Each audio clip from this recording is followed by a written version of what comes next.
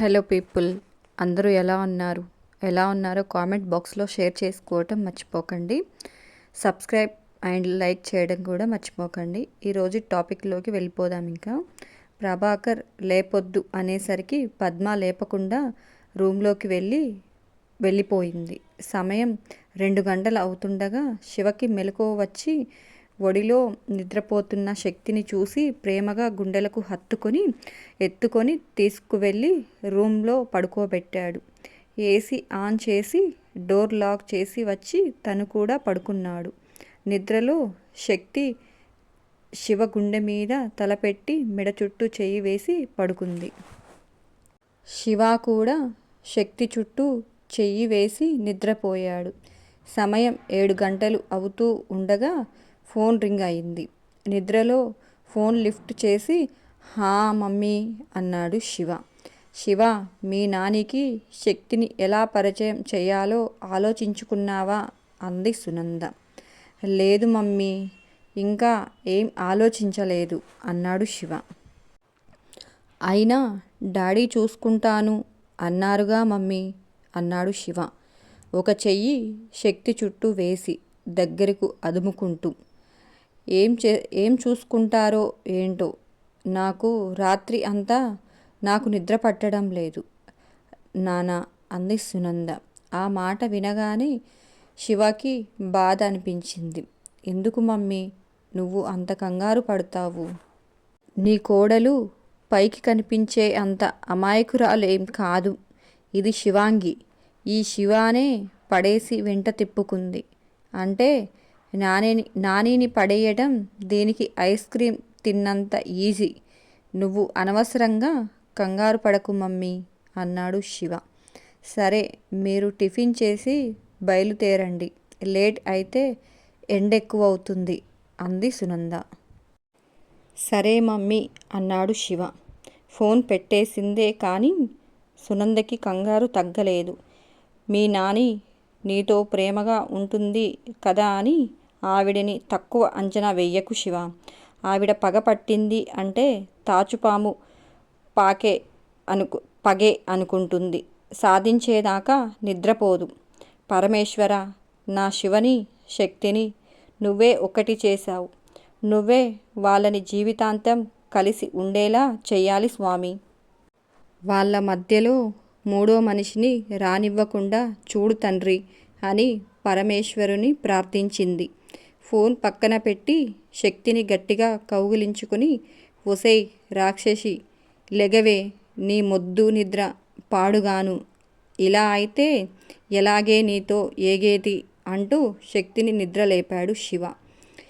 శక్తి కళ్ళు తెరవకుండానే ఇంకో 5 నిమిషాలు పడుకోనివ్వు శివ అంటూ మెడ చుట్టూ చేతులు వేసి పట్టుకుంది శక్తి. లేచి రెడీ అవు బంగారం, ఇంటికి వెళ్దాం అన్నాడు శివ. లేస్తాన్లే అంటుందే కానీ అరగంట అయినా లేవకపోయేసరికి శివ లేచి ఫ్రెష్ అయి వచ్చి బాల్కనీ డోర్ ఓపెన్ చేసేసరికి సూర్యకిరణాలు వచ్చి శక్తి మీద పడి అసలే బంగారం రంగులో ఉండే శక్తి ఇంకా మెరిసిపోతూ ఉంది. ఎండ కొంచెం చురుక్కున తగిలేసరికి మెల్లిగా కళ్ళు తెరిచి చూసింది. ఎదురుగా శివ నిలబడి ఉండడంతో మెల్లిగా లేచి ఒళ్ళు విరుచుకుని, అప్పుడే ఫ్రెష్ అయిపోయావా అంది శక్తి. అన్నాడు శివ. శక్తి మెల్లిగా బెడ్ దిగి బట్టలు తీసుకొని వాష్రూమ్కి వెళ్ళింది. స్నానం చేసి వచ్చి లంగా ఓని వేసుకుంది. శివ, కొంచెం అత్తయ్యను పిలవ్వా, నాకు జడ వేసుకోవడం రాదు అంది శక్తి. అలా లూజ్గా వదిలేయవే, నువ్వు చాలా బాగుంటావు అన్నాడు శివ. వద్దు, ఈ ఎండల్లో నేను విరబోసుకొని తిరగలేను అంది. అది కాక ఇప్పుడు బైక్ మీద వెళ్తే గాలికి రేగిపోయి పిచ్చిదానిలా ఉంటాను అంది శక్తి. ఆ మాటలకు శివ నవ్వి, సరే పిలుస్తాన్లే అంటూ శక్తి చుట్టూ చేతులు వేసి, నాని వచ్చాక కోపంలో ఏమన్నా అంటే ఏడవకు బంగారం, నువ్వు ఏడిస్తే నేను చూడలేను అన్నాడు శివ. ఆవిడ బాగా తిడతారా అంది శక్తి శివ చేతుల్ని పట్టుకొని. ఆవిడ నా పెళ్ళి గురించి ఏవేవో కలలు కన్నది కదా, మరి పెళ్ళేమో ఇలా అయ్యింది. ఆవిడికి కోపం రావడం సహజం కదా, ఆ కోపం కూడా నా మీద చూయించలేక నిన్ను ఏమన్నా అంటుంది. నా కోసం ఈ ఒక్కసారికి భరించు బంగారం అన్నాడు శివ. శక్తి శివ వైపుకి తిరిగి మెడ చుట్టూ చేతులు వేసి, నీకోసం ఒక్కసారి ఏంటి బంగారం, లైఫ్ లాంగ్ మీ నాని తిట్లు భరించడానికి నేను సిద్ధమే. ఆవిడ తిట్లే సుప్రభాతం అనుకుంటాను సరేనా అంటూ శివ బుగ్గ మీద ముద్దు పెట్టింది. శక్తి మాటలకి శివ పెద్దగా నవ్వుతూ థ్యాంక్యూ రాక్షసి అంటూ శక్తి 2 బుగ్గలు లాగాడు. ఇంతలో టిఫిన్ చెయ్యమని పిలవడానికి పద్మ డోర్ కొట్టింది. శివ డోర్ తెరిచి, పిన్ని నేనే వద్దామనుకున్నాను, శక్తికి జడంట వెయ్యు అన్నాడు. పద్మ లోపలికి వచ్చి శక్తికి జడ వేసింది. శివ శక్తి కిందికి వెళ్ళారు. పద్మ ఫ్రిడ్జ్లో నుంచి పూలు తీసి శక్తి తలలో పెట్టింది. పద్మకి ప్రభాకర్కి శక్తి తెగ నచ్చేసింది. బ్రేక్ఫాస్ట్ చేసి ఇంటికి బయలుదేరారు శివ శక్తి. పద్మ పచ్చి మామిడికాయలు కోయించి కవర్లో వేసి శక్తికి ఇచ్చింది. శక్తి శివ పద్మకి ప్రభాకర్కి బాయ్ చెప్పి బయలుదేరారు. శకుంతల కోసం రామకృష్ణ గన్నవరం ఎయిర్పోర్ట్కి వెళ్ళాడు. అప్పుడే ఫ్లైట్ దిగి బయటకు వచ్చారు శకుంతల. సుహాసినిని మామయ్య అంటూ పరిగెత్తుకు వచ్చి రామకృష్ణని కౌగిలించుకుంది. మేనకోడలు సుహాసినిని హే వస్తున్నానని చెప్పనేలేదే అన్నాడు రామకృష్ణ కోడలు తల నెమురుతూ. సర్ప్రైజ్ చేద్దామని నేనే చెప్పొద్దన్నాను మామయ్య అంది సుహాని. రామకృష్ణ నవ్వుతూ శకుంతల కాళ్ళకు నమస్కారం చేశాడు. శకుంతల ప్రేమగా కొడుకు తల నిమిరి చల్లగా ఉండు నాన్న అని. నేను కన్నా వస్తాడు అనుకున్నాను అంది శకుంతల. తనే వద్దామనుకున్నాడు అమ్మా, లాస్ట్ మినిట్లో వాళ్ళ ఫ్రెండ్ ఏదో అర్జెంటు పని అని ఫోన్ చేస్తే అటు వెళ్ళాడు అన్నాడు రామకృష్ణ. మనం వెళ్ళేలోపు ఇంట్లో ఉంటాడు, మీరు రండి వెళ్దాం అన్నాడు. కొంచెం ఇబ్బందిగానే కార్ ఎక్కి కూర్చుంది శకుంతల. కార్ బయలుదేరింది. కార్ ఊరికి దగ్గరలోకి రాగానే శకుంతల తమ పొలాలు చూడడం మొదలుపెట్టింది. పెదబాబు కారు ఆపు అంది శకుంతల. ఆవిడ కారు ఎందుకు ఆపమందో అర్థమైన రామకృష్ణ అమ్మా రేపు పొద్దున్నే చూడొచ్చులే అన్నాడు. అమ్మా ఇప్పుడు ఎండగా ఉంది అన్నాడు రామకృష్ణ. ఈ ఎండలు మీ అమ్మకి కొత్తవి కావు, కానీ మీరు వెళ్ళండి, నేను తర్వాత వస్తాను అని కార్ దిగి చేలగట్ల మీద నడుచుకుంటూ వెళ్ళింది శకుంతల. అమ్మని ఒక్కదాన్ని వదిలి వెళ్ళలేక డ్రైవర్కి సుహానిని ఇంటికి తీసుకువెళ్ళమని చెప్పి రామకృష్ణ కూడా చేలోకి వెళ్ళాడు. డ్రైవర్ కార్ని ఇంటికి తీసుకువెళ్ళాడు. వెళ్ళగానే సుహాని కార్ దిగి లోపలికి వెళ్ళింది. అత్తగారి కోసం బయటే నిలబడ్డ సునందాకి సుహానిని చూడగానే ఓహో అత్తయ్య మనవరాల్ని వెంట పెట్టుకొచ్చిందా అని అనుకుంది. సుహాని ఎదురుగా ఉన్న సునందను ఏదో మొక్కుబడిగా పలకరించి లోపలికి వెళ్ళి ఎదురుగా ఉన్న శివని చూసి బావా అంటూ వెళ్ళి ఒక్కసారిగా కౌగిలించుకుంది. అది చూడగానే ప్రియా శక్తి ఒక్కసారిగా షాక్ అయ్యారు. శక్తికి అయితే పిచ్చి కోపం వచ్చేసింది. శివ కూడా కొంచెం షాక్ అయి వెంటనే తేరుకొని ఏంటే ఈ సడన్ సర్ప్రైజ్, నువ్వు వస్తున్నావని నాని చెప్పనేలేదు అన్నాడు. అమ్మమ్మని నేనే చెప్పొద్దు అన్నాను బావా. సుహాని అవునా, నాని ఏది అన్నాడు శివ. అమ్మమ్మ మామయ్య పొలం దగ్గరికి వెళ్ళారు అంది సుహాని. ఓ అవునా అని నువ్వు వెళ్ళి ఫ్రెష్ అయ్యిరా, భోజనం చేద్దాం అన్నాడు శివ. చెయ్యొచ్చులే అంటూ వరుణ్ణి చూసి హాయ్ చిన్నబావా అని చెయ్యందించింది. వరుణ్ కూడా చెయ్యి ఇచ్చేలోపు ప్రియ గట్టిగా దగ్గడం మొదలుపెట్టింది. అంతే, వరుణ్ చెయ్యి వెనక్కి తీసుకొని హాయ్ సుహాని అని పలకరించాడు. నువ్వు ఎప్పుడు వచ్చావు అంది వెటకారంగా. నేను వచ్చి 2 రోజులు అవుతుందిలే అంది ప్రియ. సుహాని శక్తి వైపు చూసింది కానీ ఎవరో అనుకుని లోపలికి వెళ్ళిపోయింది. శక్తి శివవైపు కోపంగా చూసింది. ఓయ్, ఏంటే ఆ చూపు? అది చిన్నప్పటి నుంచి అలాగే చనువుగా ఉంటుంది. మా మేనత్త కూతురు. నువ్వు ఎక్కువ ఊహించుకొని కంగారు పడకు అన్నాడు శివ. ఓహో, తను వరుణ్కి కూడా మేనత్త కూతురే, కానీ తను నీకులాగా వాటేసుకోలేదు అంది కోపంగా. నేనెక్కడ వాటేసుకున్నానే? అదే సడన్గా వచ్చి కౌగిలించుకుంది అన్నాడు శివ. అది కౌగిలించుకోగానే సిగ్గు లేకుండా నువ్వు చేతులు వేశావా అంది శక్తి. ఓసిని రాక్షసి, అసలు నేను జస్ట్ 1 సెకండ్ టచ్ చేశాను అంతేగా అన్నాడు శివ. ఓహో, 1 సెకనే పట్టుకున్నానని తెగ ఫీల్ అవుతున్నట్లు ఉన్నావు. ఇప్పుడు వెళ్ళి గంటలు గంటలు వాటేసుకో అంటూ విసురుగా లోపలికి వెళ్ళిపోయింది శక్తి. శివ ఒక్కసారిగా మైండ్ పోయి వరుణ్ వైపు తిరిగి అసలు ఇప్పుడు నేనేం చేశాను అని అది అలా చిందులు వేస్తుంది అన్నాడు. మరి నువ్వు తన ముందు వేరే వాళ్ళని హగ్ చేసుకుంటే కోపం రాదా అంది ప్రియ. అసలు ఇప్పుడు చేసుకుంది ఎవరే? వెళ్ళు నువ్వు ముందు. ముద్దు చేస్తుంటే బాగా నెత్తికెక్కుతుంది. నేనేం నీ వెనుక వచ్చి బ్రతిమిలాడను. నోరు మూసుకొని భోజనం చెయ్యి అన్నాడు శివ. నోరు మూసుకొని ఎలా తింటారు బావా అని అంది ప్రియ. ఆ మాటకి శివ ప్రియ వైపు చూసి 2 చేతులు జోడించి నీకొక నమస్కారమే, నన్ను వదిలేయ్ అన్నాడు. నేను వదిలినా శక్తి నిన్ను వదలదు బావా అంది ప్రియ. దాని సంగతి నేను చూసుకుంటాను అని లోపలికి వెళ్ళాడు శివ. శక్తి బెడ్ మీద కూర్చొని శివ వైపు కోపంగా చూసింది. ఏమైందే ఇప్పుడు ఇంత ఇష్యూ చేస్తున్నావు అన్నాడు శివ. ఆ రోజు నేను మా బావతో 2 అడుగుల దూరంగా ఉండి మాట్లాడితేనే నన్ను కొట్టినంత పని చేసావు, గుర్తుందా అంది శక్తి. శివాకి ఆ సంఘటన గుర్తుకు వచ్చేసరికి నవ్వు వచ్చి ఓహో, ఇప్పుడు నీకు కాలింది అన్నమాట అన్నాడు. అంది శక్తి.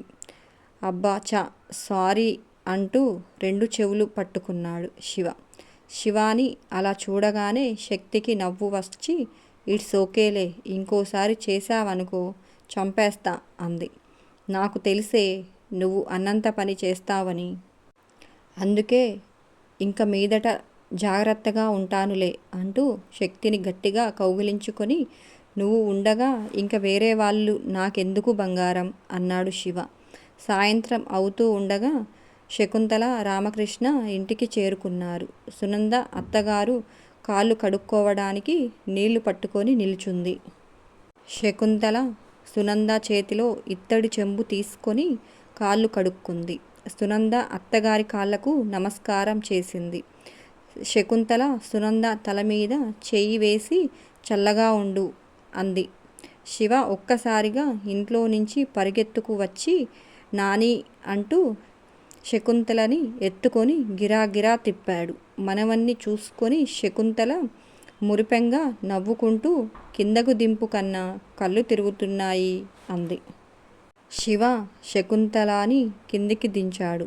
శకుంతల మనవన్ని చూసి వేళ్ళు విరుస్తూ నా దిష్టే తగిలేలా ఉంది నా కన్నాకి అంటూ ముద్దు చేసింది. వెనకనే వరుణ్ కూడా వచ్చి నానిని కౌగిలించుకున్నాడు. చిన్న బంగారం, నువ్వు కూడా వచ్చేసావా కన్నా అంటూ వరుణ్ణి కూడా ప్రేమగా గుండెలకు హత్తుకుంది శకుంతల.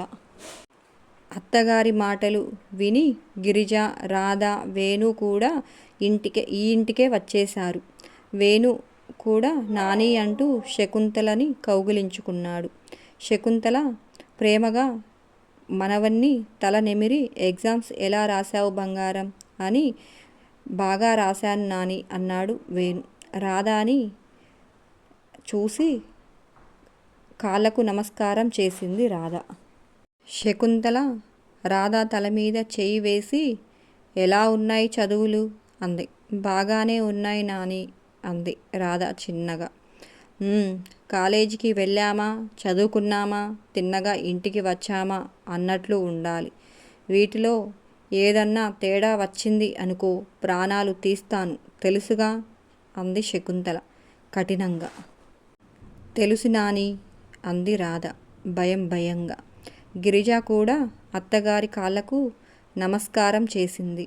శకుంతల తల మీద చెయ్యి వేసి చల్లగా ఉండమని అంటూ లోపలికి వెళ్ళింది. ఇల్లంతా ఒక్కసారి తేరీపార చూసుకొని కోట లాంటి ఇల్లు ఆ ఇంట్లో ఉంటే తన భర్త జ్ఞాపకాలకు దగ్గరగా ఉన్నట్లు ఉంటుంది శకుంతలకి. హాల్లో పెద్ద ఉయ్యాల బల్ల ఉంది. దానిమీద ఆవిడ పిల్లలు మనవళ్ళు తప్ప ఇంకెవరూ కూర్చోకూడదు. శకుంతల చాలా రోజుల తర్వాత ఆ ఉయ్యాల బల్ల మీద కూర్చుంది. మనసుకు చాలా హాయిగా అనిపించింది. సునంద అత్తగారికి మంచినీళ్లు తెచ్చి ఇచ్చింది. మంచినీళ్లు తాగుతూ ఉండగానే మురళి వచ్చాడు. కొంచెం తటపటాయిస్తూనే అమ్మ దగ్గరకు వెళ్ళి కాళ్ళకు నమస్కారం చేశాడు. శకుంతల కొడుకు తల నిమిరి తర్వాత లేచి చెంప చెల్లుమనిపించింది. అంతే, ఒక్కసారిగా అందరూ షాక్ అయ్యారు.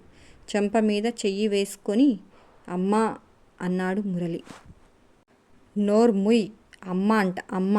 పాలేరు రంగయ్యని కొడుతుంటే ఆపకుండా చోద్యం చూస్తూ నిలబడతావా?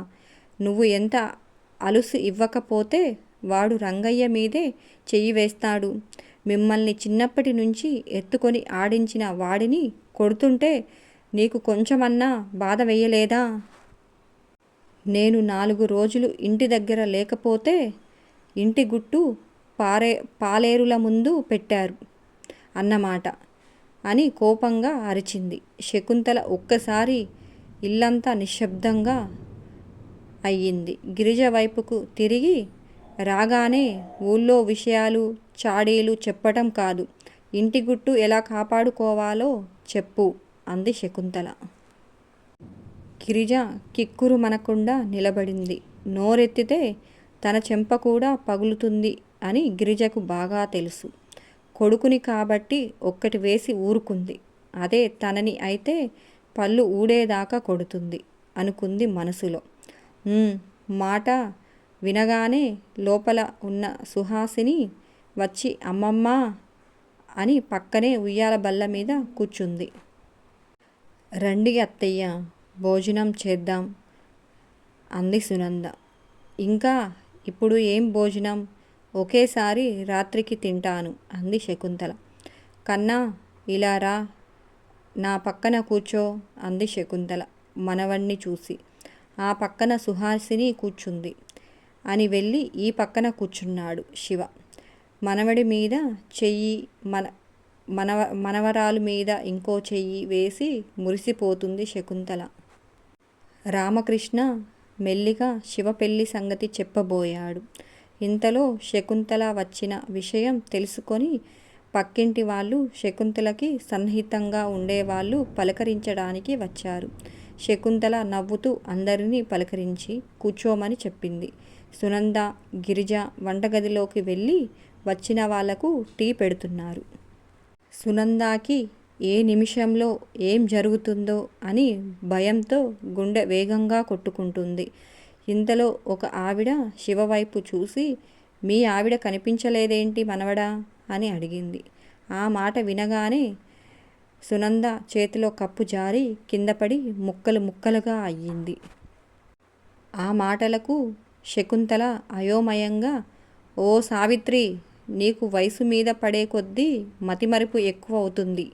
నా మనవడికి పెళ్ళెప్పుడు అయింది, పెళ్ళాం రావడానికి అంది నవ్వుతూ. అదేంటి, నీ మనవడు ప్రేమించి నిశ్చితార్థం ఆపేసి నానా హంగామా చేసి పెళ్లి చేసుకొని పెళ్ళాన్ని తెచ్చుకున్నాడుగా అంది. సావిత్రి, నువ్వు ఎవరిని పట్టుకొని ఎవరనుకుంటున్నావో అలాంటి పనులు నా మనవడు కల్లో కూడా చేయడు అంది శకుంతల కోపంగా. కలలో చేయడు, నిజంగా చేశాడు. నేను ఏమి పొరపాటు పడలేదు. నీ మనవడికి పెళ్ళి అయిన సంగతి చుట్టుపక్కల ఊర్లన్నీ తెలిసాయి కానీ నీకు తెలియలేదు అన్నమాట. ఇదేం సోద్యమే తల్లి, అయినా ఈ విషయాలు అన్నీ నాకెందుకులే, పాలు పిండే టైం అయింది అంటూ లేచి వెళ్ళిపోయింది. శకుంతల కోపం చూసి మిగిలిన వాళ్ళు కూడా మెల్లిగా జారుకున్నారు. రామకృష్ణ మెల్లిగా అమ్మా అసలు ఏం జరిగిందంటే అని ఏదో చెప్పబోయే లోపు శకుంతల ఉయ్యాల బల్ల మీద నుంచి దిగి పక్కన ఉన్న ఫ్లవర్ వాజ్ని విసిరి కొట్టింది. అంతా నిశ్శబ్దం. సునంద కాళ్ళు చేతులు గడగడ వణికిపోతున్నాయి. శివ కళ్ళలోకి సూటిగా చూసింది శకుంతల. తనంటే నాకు చాలా ఇష్టం నాని. మీరు వచ్చాక తనని మీకు చూపించి మీ అనుమతితో పెళ్లి చేసుకోవాలని అనుకున్నాను. 2 రోజుల క్రితం తనకి సడన్గా వాళ్ళ బావతో నిశ్చితార్థం ఏర్పాటు చేశారు. అది ఆపటానికి వెళ్ళి అక్కడ గొడవ జరిగి మాట పెరిగి అనుకోకుండా తాళి కట్టేశాను అన్నాడు శివ. ఆ మాటల్ని వింటున్న శకుంతలకి లోపల నానా రకాలుగా ఉంది. అగ్నిపర్వతం బద్దలైనట్లు, సునామీ వచ్చి అంతా ముంచేసినట్లు, తన కలల సౌధ్యం పేక మేడలాగా కుప్పకూలిపోయినట్లు. తను ఏం చెయ్యాలి? ఊరందరి ముందు తాళి కట్టి తీసుకువచ్చిన దానిని తనేం చేస్తుంది? తన ఆశల సౌధ్యాన్ని కూల్చి చేసిన ఆ తాటకి ఎవరు అని మనసులో అనుకుని రామకృష్ణ వైపు కోపంగా చూసింది. అమ్మా, అనుకోకుండా జరిగిపోయింది. నేను వెళ్ళేసరికి తాళి కట్టేశాడు. ఇంకా ఏం చేయలేక పిల్లల్ని ఇంటికి తీసుకువచ్చాం అన్నాడు. ఇంతకీ నీ కోడలు ఎక్కడ ఉంది? అంది కోపంగా. సునంద లోపలి నుంచి శక్తిని తీసుకువచ్చింది. ఇదంతా చూస్తున్న సుహాని ఏడుస్తూ లోపలికి వెళ్ళిపోయింది. మనవరాలి ఏడుపు చూడగానే ఆ ఏడుపుకి కారణం అయిన శక్తిని చూసి శకుంతలకి విపరీతమైన కోపం వచ్చింది. అయినా ఆ కోపాన్ని కనపడనివ్వకుండా లోపల అదిమిపెట్టి శక్తి వైపు తేరిపారా చూసింది. మెడలో మంగళసూత్రాలు, చేతికి వంశపారంపర్యంగా వచ్చే బంగారు గాజులతో చూడడానికి అందంగా ఉన్న శక్తి దగ్గరకు వెళ్ళింది. చూడ్డానికి చిన్న పిల్లలా ఉన్నావు. ఈ వయసుకే మగవాళ్ళని వల్లో ఎలా వేసుకోవడం అనేది నేర్పించారా మీ అమ్మా నాన్న అంది. శక్తి ఆ మాట వినగానే శక్తికి కోపం భరించలేక 2 చేతులతో లంగాని గట్టిగా పట్టుకుంది. నాని అంటూ శక్తి దగ్గరకు వచ్చాడు శివ. ప్లీజ్ నాని, తనకేం తెలియదు. మీరు ఏమన్నా అనాలి అంటే నన్ననండి అన్నాడు. నిన్నెందుకు నానా అనడం? నువ్వు మగాడివి. అందం ఉన్నచోట మనసు పడేసుకుంటావు. కానీ ఇది ఆడది, హద్దుల్లో ఉండాలి కదా అంది శకుంతల. తను హద్దుల్లోనే ఉంది నాని. నేనే తన వెంట పడ్డాను అన్నాడు శివ.